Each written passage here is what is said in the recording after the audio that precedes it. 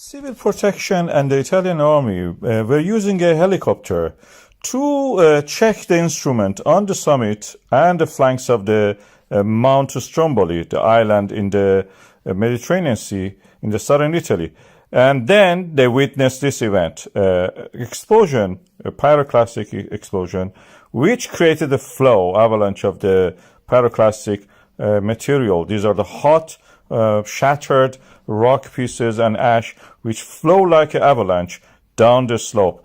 And the result is this event. We see it now here, moving toward the Ionian Sea, that part of the Mediterranean Sea which is adjacent to the Sicily and the mainland Italy. From a distance, of course, it looks beautiful. You can have beautiful sunset, take nice, views of this. And you can see here, this is a first quarter moon and the hot pyroclastic flowing down. This is the map of it.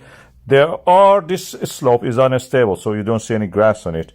That's the reason. This shows that the resurfacing of this mountain is all the time happening on that side.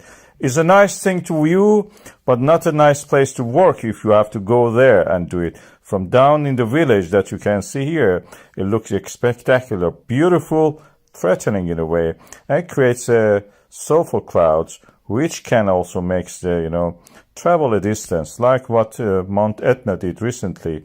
Stromboli also do the same. In this region is dotted with the volcanoes. You can see Stromboli itself is just little island. This is due to the African plate undergoing subduction on the Italian plate.